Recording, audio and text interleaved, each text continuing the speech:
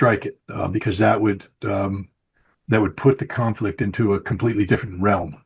What NATO is doing is acting on the belief that Russia is bluffing and that Russia won't, unnecessarily escalate. And this is the trap that NATO has set for Russia, the European Union, and the United States. Remember, it was Lloyd Austin that came back from a visit to Kiev back in May of 2022 and articulated that the strategic goal of the United States in this proxy war was the strategic defeat of Russia. The strategic defeat of Russia isn't the embarrassment of Vladimir Putin. Strategic defeat means just that. It's the collapse of the Russian government, the end of Vladimir Putin's reign as president of Russia. It is precipitated by economic calamity, which the West was trying to provoke through stringent sanctions, and military, if not defeat, at least a military complexity, meaning that Russia would be denied a rapid victory through the infusion of hundreds of billions of dollars worth of equipment and training in a program that had little regard for Ukrainian life. I mean, this wasn't about preserving democracy. This was always about executing the George Soros plan of 1993 to find a Eastern European proxy that would provide the manpower for NATO to go to war with Russia. And that's what this is. This is literally a NATO war with Russia using Ukrainian manpower. The goal has always been not defeating Russia on the battlefield. They can't. The goal has been to precipitate the collapse of Russian society. We saw this play out in June of 2023 with Yevgeny Prigozhin's mad rush towards Moscow. In the lead up to his decision to do this, the Ukrainian intelligence services and the British intelligence services were in contact with Prigozhin. And one of the contacts that he used was Mikhail Khodorkovsky, I believe, the billionaire oil man who defected or went to prison, then was released, went to England, and now runs basically a proxy operation on behalf of MI6. He maintains connectivity with business contacts in Russia. And Prigozhin was led to believe that the business community would rise up and welcome him, that if he made a move on Moscow, he would be met with open arms, and that there would be a Moscow Maidan moment that brought down Shoigu, Gerasimov, and the Siloviki. Putin would, of course, not be touched because he's Putin, but he would be basically neutered and eventually removed from power. This was the goal. This is what the West has always wanted. They failed in 2023, and they are working to achieve this goal and objective today. This drone war is sort of a sleight of hand thing because, let's take a look at what NATO has done. In 2024, August, NATO invaded Kursk. I mean, Kursk, of all places. Belgorod, right outside of Belgorod, is the big tank battle. They invaded it. They butchered hundreds of Russian elderly who could not evacuate. They butchered them. They raped 80-year-old women. They filmed it. And then they push in. It's a very provocative attack. And it was a test for Russia. What would Russia do? Well, the Russian response was to counterattack and over time kill 80,000 Ukrainians. Okay, they recaptured Kursk. But what appears now is that Russia failed the test, because then they follow up with Operation Spiderweb, a British MI6 operation to put drones on mother trucks, park them, have the drones fly off and strike Russia's strategic nuclear bombers. This should have precipitated a massive Russian response. It didn't. Russia's response was to ride it out and continue to focus on the conventional battle. And now we have a situation where Russia has been fighting battles in Pokrovsk, anyways, there's some major battles taking place in the Donbass, in Zaporizhia, etc. And Russia's winning. They're winning these. But what the Ukrainians are doing is counterattacking viciously, throwing manpower wave after wave after wave. And they create this propaganda that, Russia's losing ground. Well, that's just a unique way of referring to a gray zone that it's designed for toing and froing. And if the Ukrainians want to put 20,000 troops into a gray zone and have them all die, Russia's more than happy to let them do that. But it creates the perception that Ukraine has counterattacked, that Ukraine has recaptured territory, that the Russian offensive isn't going as well as it is, even though it's going very well.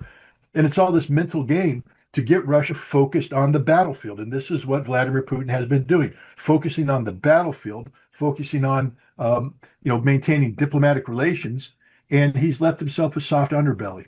One, the economic aspect of it. The Ukrainians have been working with the British for some time now to develop drone capabilities.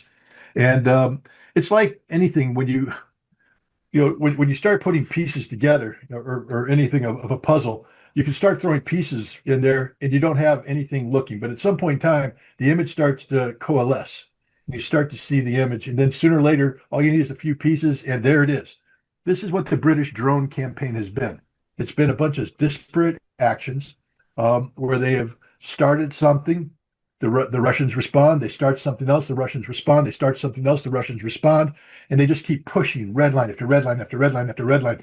They run drones through the Baltic corridor, strike St. Petersburg. Russia does nothing. They run drones through Kazakhstan, Russia does nothing. FP5s built by Britain, brought in, violating the basic tenet. Reagan has talked about this over and over again, how Russia said, we will not allow NATO ballistic missiles operating from Ukrainian soil. Well, today there are NATO missiles built by Britain, the FP5, operating from Ukrainian soil, striking Vodkin, striking strategic targets.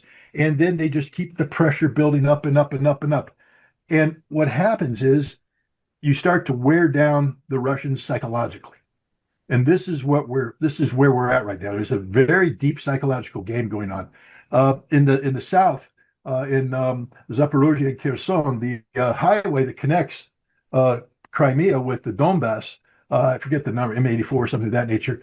You used to be able to drive on it. I've driven on it a couple of times. I remember the first time I drove on it, we were told that we're going to be driving very fast because every once in a while a drone leaks through, but there was fog and we got through. But today, the Ukrainians now are going in and they're interdicting this thing. They're sending drones into Crimea, interdicting fuel tanks. They're creating a crisis, a psychological crisis. And the Russians haven't responded. The Russians have just focused on the trap. They were lured into this conventional battle trap, and the British and the Ukrainians are playing a completely different game. And this June, they're going to swamp Russia. The goal is to bring in, millions of drones, as you said, millions of drones, including up to 20,000 heavy drones. Zelensky's talking about 6,000 drones a day striking Russia at the peak capacity. The question is, what is Russia going to do about this? It appears that Russia has made the decision that they recognize the threat. And so they're going to begin a campaign, or so they say, of taking out decision-making centers, defense industrial centers, all related to the drones. But the fact is, this is part two of the trap. Because if the Russian response is limited to Ukraine, they're missing the point that all the drones are made outside of Ukraine. And there's logistic corridors to bring the drones into Ukraine. So while Russia's blowing Ukraine up, the drones are still being made, being brought in, and continuing the fight. And they're hoping the Ukrainians and the Brits are really starting to get confident that something's going to happen in Russia, that there's going to be some sort of breakdown. I think they're wrong. I think they're overly optimistic. I think people have always underestimated Russia's ability to absorb pain and to react and to stay the course. And I believe Russia will stay the course. But things are going to get pretty messy this summer. I think it's going to reach critical mass, and something's going to give. And I think what's going to give is Ukraine, and I think what's going to give is Europe. Russia doesn't want to attack Europe, but and Europe doesn't want them to attack Europe. But they've pushed Russia to the point where we're going to see extraordinarily destructive strikes on Ukraine. And if Europe continues to provide the means to strike Russia to Ukraine, I believe it's inevitable that Russia will attack Europe this summer. It's not because Europe wants them to, because now we're heading in a direction that Europe can win. There is no European conventional military power. So once Russia figures out this drone campaign thing and comes up with the answer, when Russia strikes Europe, as Russia will strike Europe, Europe has no conventional response. None. There's no conventional military going to be for. Their air force is a joke. They have no missiles. Even if they start building long-range strike missiles, they don't have enough. Russia outmatches them, and it would lead to the total devastation of Europe. Through conventional power, Russia has learned from the Iranian playbook that you don't need nuclear weapons. And they will rain death and destruction down on Europe like Europe's never seen. All you tourists who have tickets to Paris and Berlin, go early and then get the hell home. Because if they keep doing this, there's going to be a general war this summer. It's a fair question. It's an untested thesis. What is Article 5? Does it work? Especially in a situation where the United States knows about the provocations against Russia. Marco Rubio has acknowledged, Donald Trump has acknowledged that NATO expansion led to, precipitated the current crisis. Um, and Trump, I believe, said something earlier this week to the effect of, if you Europeans provoke Article 5, we're not going to come to your assistance. He's talking about pulling 5,000 troops out of Germany. He's delayed or postponed or blocked the rotational deployment of 4,200 Army soldiers to Poland, the heavy brigade rotation. You know, and then the other thing is the only thing the United States could bring, because we didn't have sufficient conventional military power. A couple brigades is not in this day and age. So we didn't have ground forces. The only thing we had was air power, and air power was just exposed to be a myth over Iran. So there's no intimidation factor now. Nobody's going to be talking about how NATO air power is going to come in with long-range strike weapons and take down the Russians. That's been proven to be a myth. So the United States will be confronted with its own um, impotence. We don't have anything, and then we come to the ultimate. Um, if Europe does something stupid, what I'm more concerned about is France and England, who've come together with this nuclear pact, and now they're playing stupid games, such as France going to send nuclear Cape Rafael fighters to Finland, so they can specifically threaten the Kola Peninsula and Murmansk. I mean, come on. And the Brits are talking about extending into Germany. Everybody's talking about potentially extending into Poland. And now we have people who are, in the past have been deemed to be a little bit too conservative, a little bit too reactionary. People like Sergei Karaganov, who have said, in June 2023, famously postulated that the United States will not trade Boston for Poznan. And that's an untested thesis. I wouldn't want to test it. I think it's irresponsible to speak of testing it. But what happens if the Brits decide that if let's say Russia does hit Poznan with a nuclear weapon, they take out Belgorod on the belief that Putin's bluffing, and Putin's not bluffing, and that triggers a general nuclear war, which Europe will immediately lose. And then what does the United States do? Is they watch Europe go up into a nuclear holocaust, knowing that the Russians are right there on a hair trigger. Do we back down? Do we seek to exploit? This is the dangerous aspect of this: is that the American weakness is actually a bad thing at this point in time, because it creates windows of opportunity for people like Sergei Karaganov, who does have influence in the Kremlin, to say we need to call the West bluff. We need to assert ourselves. But the point, I just wrote something. I call it the Karaganov fallacy. Hopefully it gets published soon. But the fallacy is this: nuclear deterrence right now is premised on the notion that nuclear wars can't be won, therefore they should never be fought. I mean, that's a 2020. January 2022 statement by the five major nuclear powers. Nuclear wars can't be won, therefore they should never be fought. The Karaganov corollary to that is nuclear wars can be won, and we will use nuclear weapons, because that's what he's saying. We can win a nuclear war against Europe by preemptively using nuclear weapons. This changes nuclear deterrence all along, because once one nuclear power embraces this doctrinal, new paradigm, all nuclear powers have to embrace it. And once one nuclear power uses a nuclear weapon, that's a demonstrated willingness to use. And the only way you deter that is to show your own demonstrated willingness to use. So the United States strikes Tehran. And now what? It's lunacy. It's crazy. It's insane. It has to be stopped.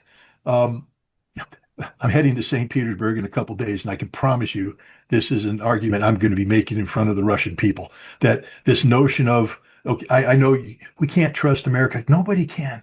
America negotiates in bad faith. Yes, we do.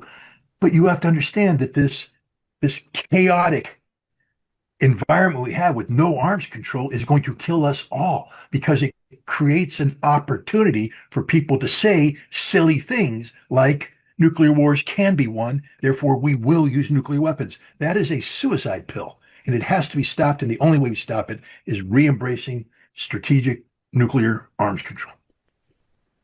Well, I think it's on the cards. It's curious. For 2 days now, sources that in the past have been accurate, who, for instance, receive information about the Russian strategic air bases, the deployment of Tu-95 bombers with KH-101 missiles uploaded, Tu-160s with KH, and they say, okay, the bombers are there. They're going to be flying tonight. So for 2 nights now, these sources are saying we expect the bombers to fly.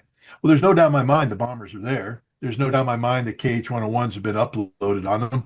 Um, but look, the Russians have said that this isn't a show. This isn't a demonstration. When they strike, they're going to kill.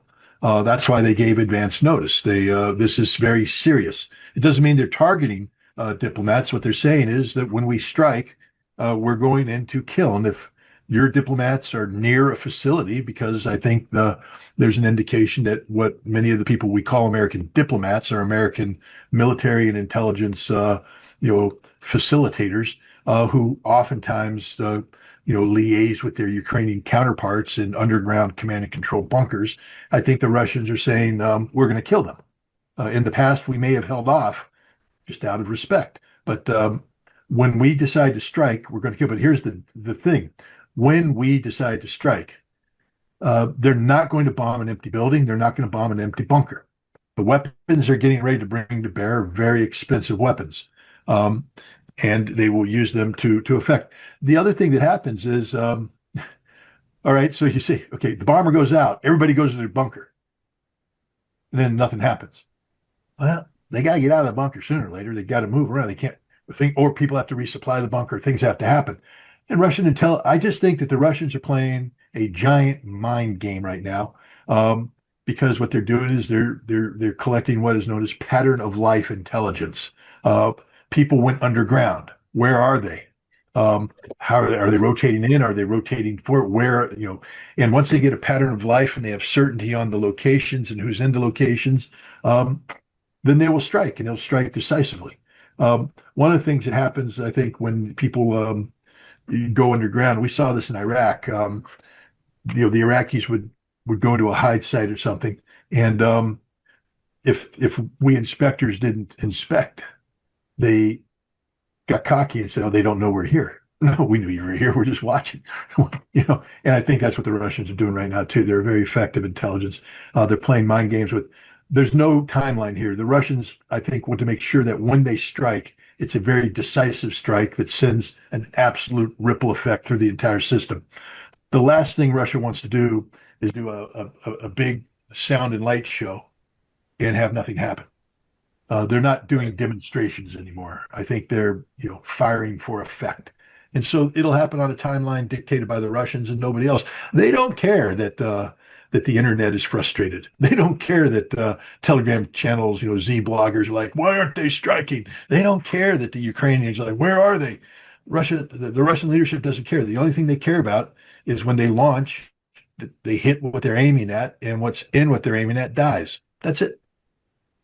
But Yeah, Putin let me said, interject. go ahead. Just Production rates are very hard. The Oreshnik is a derivative of the Yars, which is a missile that's being produced. There's some belief that the first stage of the or the second stage of the Yars is the first stage of the Oreshnik. And then there's also the Cedar, which is a new ICBM follow-on to the Yars being developed. And so these are resource intensive programs. There's only a finite of solid rocket motor fuel production facilities. There's only a finite amount of the material that goes into that, the guidance, the launch canisters, the carbon, there's X amount. And now you've added a new missile that's in high demand. But you have strategic acquisition plans, and the Russians, once they have a plan, the plan sort of goes through.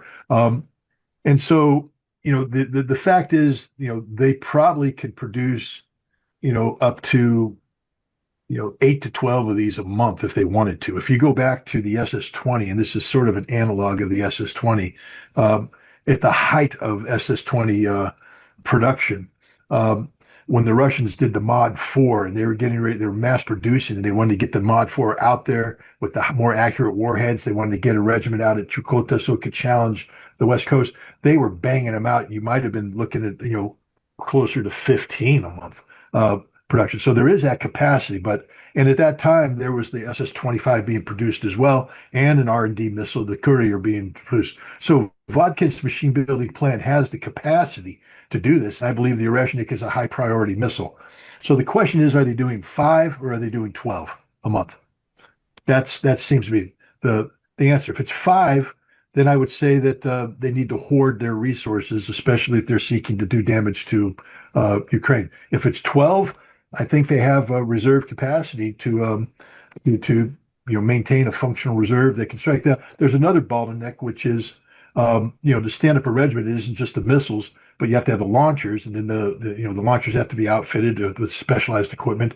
Then they have to be trained, and so it's curious to see what kind of cycling through. The Belarusians make the launcher. It would then go to Volgograd to be upfitted, and then it would be sent to Kapustin Yar, where the regiment would stand up and go through its pacing out in there in practice, and then they would be designated operations. They've gone through their combat tests, and they would go off.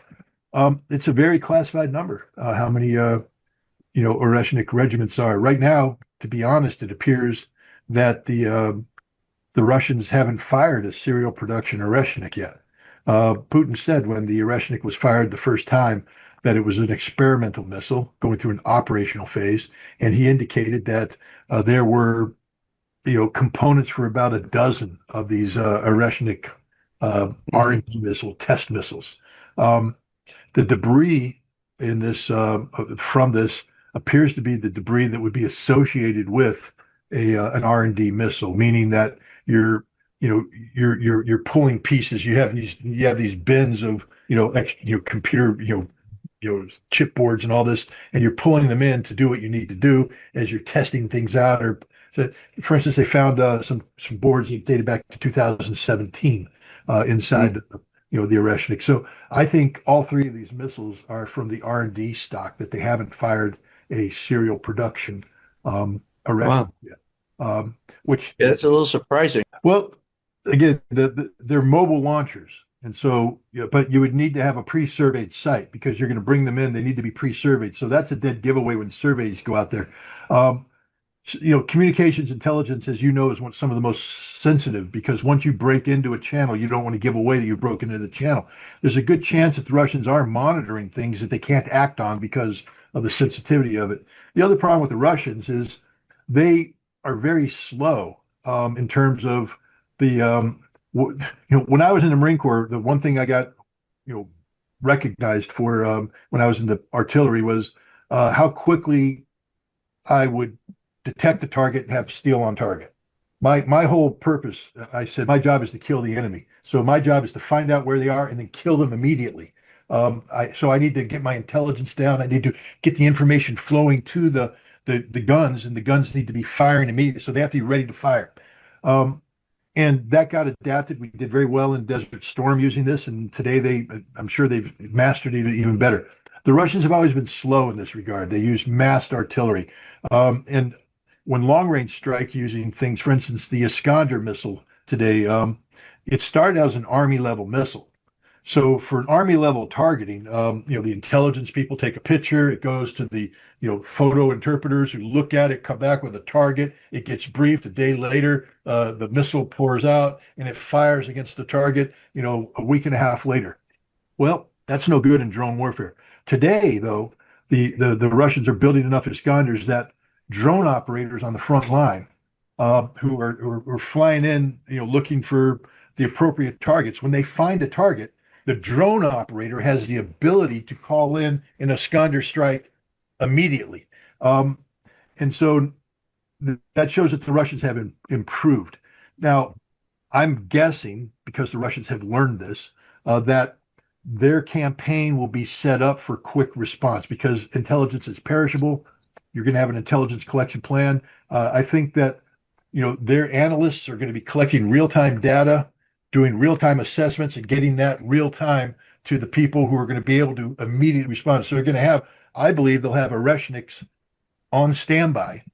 And as soon as they get the target, it'll be, now, it takes some time. I mean, when you're dealing with the Oreshniks to spin up you got to spin up the gyros, and then you got to load in the data, and that takes a little bit of time. It's not instantaneously respond. It takes some time to warm it up. But I think that the Oreshnik has such a rapid ability to close with the target once it's launched that I think we're going to be seeing what we call hip shooting. I think you're going to see Oreshniks being hip shot, meaning if the target is high value enough, As soon as it manifests itself, boom, boom, there they go, baby. And now that's a $50 million shot, so your intelligence has to be good. But as you said, if these are mobile targets, and if you're not hitting them quickly, then you're wasting it. If you fire an Oreshnik and it hits an empty field, what good is it? The Oreshnik must hit the target. So, and the Russians are smart enough to know that. But I think that this is why this campaign's not happening um, right now, because you were in the intelligence business. I was in the intelligence business. I've done tactical, combat intelligence of this very nature, looking for mobile Scud missiles during the Gulf War. Um, it takes time to learn the pattern of life of your enemy. It takes time to understand what you're seeing, to comprehend everything, and to be prepared to adjust. Um, it doesn't happen overnight, and so there's things happening right now that I'm confident there are, because if they're not, then Russia's in a lot of trouble. But I know the Russians, and I know they have intelligence people that are better than me, smarter than me, because they're doing it real time. All my stuff is 30 years old. Um, these guys are doing it every day. They're familiar with the technology, and I have the highest confidence that they're going to be able to execute this plan efficiently, unlike what we did against Iran for 37 days. Yeah, Scott, pardon me for my interrogation here. Control the Strait of Hormuz, generating income through the Strait of Hormuz, reparations, lifting of sanctions, return of seized assets. You know, these are fundamental things that the Ukrainians just aren't going to yield on. They've made it clear they're not going to yield on it, and yet individually in totality, Trump can't execute these, because it'll be clear that he lost the war. That's the problem. Trump lost the war. Trump literally has no cards. He can threaten to restart the war, but Iran's ready for that. I mean, if you want to restart the war, that's a game that they're ready to play, and they're going to win that game. And the Arab nations, the Gulf Arab states, know Iran's going to win that game, so they're telling Trump they don't want to play this game. And Trump's not going to play this game, because he's also looking at the fact that, while he may not be able to save the House, he might be able to prevent the Senate from collapsing to the extent that there's 60 votes to convict. Donald Trump's going to be impeached sometime in January or February of next year, because the Democrats are going to take the House because of the incompetence of this man, and Hakeem Jeffries is going to go on the warpath, and so there will be impeachment. The question is, will there be conviction? And Trump understands that on November, the only thing the people are going to care about is the economy. It's the economy, stupid. And Trump, therefore has to get the economy back and running. 3 to 6 weeks, no matter what we do, there's going to be a complete collapse of the global energy market, because we've been pouring in the strategic reserves to create the artificial impression that there is oil available. But we've run it out, and the Strait of Hormuz isn't open. So there's no replacement oil coming out. And, you know, we're going to have a big, big problem. And if that problem is allowed to sustain itself, we're looking at total economic collapse in many parts of the world this summer, and that will have a cascading impact. And the American people will face that, and Trump will be able to reverse it. And on November, it will be the economy stupid, and they'll vote for anybody but Donald Trump's people. And that could lead to not only impeachment, but conviction. And that's the end of Donald Trump. Because he's the most easily convictable president that's ever served. So Trump needs to bring this fight to an end. He just has to do it in his own way. So I think what's going to happen is that we're going to get an ugly non-deal, because he can't make a deal. We're going to get a situation where the Iranians are going to let stuff go through the strait. They're going to collect money. Trump's going to say he's against the collecting of money. He'll lift the blockade.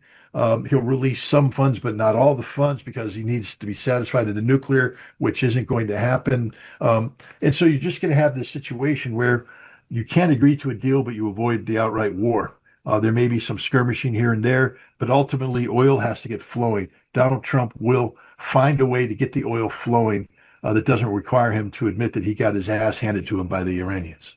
It would not, but back to Pollard, just so people understand what happened. Yeah, he was naval intelligence, but that was back in the day when you could gain access to documents that today you might not be able to gain access to because of need to know kind of thing. He gave away the what's called the Raisin Manual, 10 volumes, A couple of years ago, I wouldn't even be allowed to say this. That's how sensitive this was.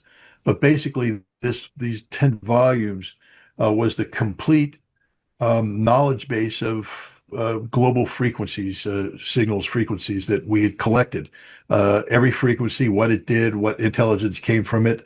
So this manual, it cost billions of dollars to assemble using the most sensitive technologies available to the United States. Some cases involving human intelligence, because again, there's only certain ways to get certain frequencies exploited. And he gave this to the Israelis. Um, and then the Israelis turned around and sold this to the Soviets because the Israelis wanted to get favorable treatment of the Jews coming out of Israel. He also gained access to the deep cover something. It's a human intelligence thing, but basically it was a document that described how we handled deep cover sources. To just, without giving the name, it gave away enough information that a smart person could figure out who it was. Um, and believe me, intelligence services around the world are pretty smart. But how we protected these sources, the methods, and so when a reporting came in, what would have to be done to the reporting so you could get to certain areas. It basically told how we handle human intelligence and the different assets we have, where they are, and what they do. He gave that to the Israelis, and the Israelis sold that to the Russians, to the Soviets. And that may have cost some lives because some of those deep cover assets worked in the Soviet Union. And I do agree that but Hansen was FBI. He gave away the FBI's guys, but this one was the CIA's deep cover thing. Pollard is not a good man, and Israel is not a good country for doing this. Israel is not our friend. Israel doesn't care about the security of the United States of America. Israel has always been using the United States of America to further Israeli interests. So, when we have what happens today, where the United States Congress has passed a bill that equates Israeli military service with American military service in terms of veterans benefits, that's just appalling. And now we have the National Defense Authorization Act talking about creating programs of joint defense development that allow Israel to get into. We're making it easy for Israel to spy on us because now they can literally join in and gain access to all of our technology. We always knew that the Israelis were the number one spies. We always knew the Israelis were trying to do this. Is why when I worked with Israel in 1994 to 1998, the CIA and the FBI were appalled by it because even though I was doing it on behalf of the United Nations, it was limited scope and scale, focus. They didn't trust the Israelis for cause. They're like they called me naive. I said, well, look, my job isn't to protect American secrets because I don't know any American secrets. My job is to find out where Iraqi weapons of mass destruction are, and Israel is working with me to help this happen. So on that, the Israelis did a good job, but the CIA did not trust them as far as they could throw them, and the FBI didn't trust them as either for a reason, because of Jonathan Pollard and others. The Israelis run agents. The things Israel did, they put bugs in the White House. And when I say bugs, I don't mean cockroaches. I mean listening devices. They've wired up all around the White House. They have full spectrum coverage. They're not good people. They aren't our friends. They're not our allies. They only do what they want to do when it benefits them. They do nothing that benefits us without there being a two-way street.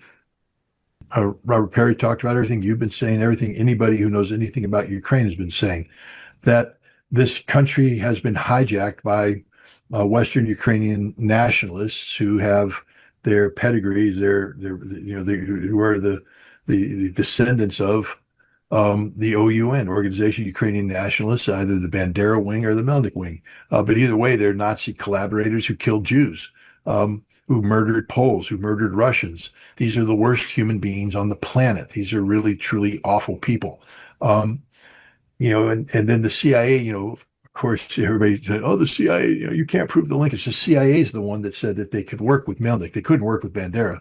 They worked with Melnik. And, they're the ones, who provided the into the displaced persons camp in Germany that became the recruiting center. They're the ones that allowed the Banderas and Melnik diasporas, mainly Bandera, by the way, that to come in and take hold in Ukraine or in Canada, in the United States, 60 miles away, Ellenville, New York.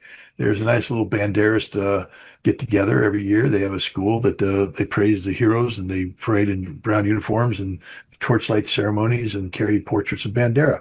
If we get into the Ukrainian Congress, the Banderist seized control of that in the 80s and then infiltrated into the Reagan administration, and today have a firm hold. When you speak of Ukrainian policy in the United States government, it's policy that's dictated by the Banderist wing of the OUN. And these are the ones that, worked with Victoria Nuland and other. Victoria Nuland is a derivative of this very process we're speaking of.